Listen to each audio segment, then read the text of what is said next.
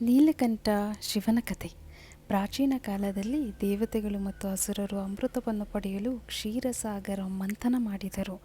ವಾಸುಕಿ ನಾಗನನ್ನು ರಶ್ಮಿಯಾಗಿ ಬಳಸಿಕೊಂಡು ಮಂತ್ರಧ್ರುವ ಪರ್ವತವನ್ನು ಮೊಳಕೆಯಾಗಿ ಹಿಡಿದು ಸಮುದ್ರವನ್ನು ಮಥಿಸಿದರು. ಆಗ ಮೊದಲಿಗೆ ಸಮುದ್ರದಿಂದ ಹಲಾಹಲ ವಿಷ ಎಂಬ ಭಯಾನಕ ವಿಷ ಹೊರಬಂದಿತು. ಆ ವಿಷದ ತೀವ್ರತೆಯಿಂದ ಸಕಲ ಲೋಕಗಳೂ ಸುಡುತ್ತಾ ಹೋದವು. ದೇವರುಗಳು, ಅಸುರರು ಎಲ್ಲರೂ ಭಯಪಟ್ಟು ಯಾರಿಗೂ ಪರಿಹಾರ ಕಾಣಿಸಲಿಲ್ಲ. ಆದಾಗ ಅವರು ಭಗವಾನ್ ಮಹಾದೇವ ಶಿವನನ್ನು ಹಿಡಿದರು. ಕರುಣೆಯ ಸಾಗರನಾದ ಶಿವನು ಲೋಕವನ್ನು ರಕ್ಷಿಸಲು ಆ ವಿಷವನ್ನು ಸ್ವತಃ ಕುಡಿದರು. ದೇವತೆಗಳು ಮತ್ತು ಪಾರ್ವತಿ ದೇವಿಯರು ಭಯದಿಂದ ನೋಡುತ್ತಿದ್ದಾಗ ಪಾರ್ವತಿ ದೇವಿಯವರ ಕಂಠದ ಬಳಿ ಕೈಯಿಟ್ಟು ಆ ವಿಷವು ಅವರ ಹೊಟ್ಟೆಗೆ ಹೋಗದಂತೆ ತಡೆಯಿದರು. ಆ ವಿಷದ ತೀವ್ರತೆಯಿಂದ ಅವರ ಕಂಠವು ನೀಲಿ ಬಣ್ಣಕ್ಕೆ ತಿರುಗಿತು. ಆದ್ದರಿಂದ ಶಿವನಿಗೆ ನೀಲಕಂಠ ಎಂಬ ನಾಮ ಬಂದಿತು.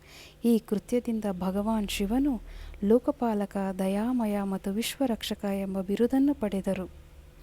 ಇಂತಿ ನಿಮ್ಮ ನೆಚ್ಚಿನ ಕನ್ನಡತಿ ನಿರ್ಮಲಾ ಮಂಜುನಾಥ್.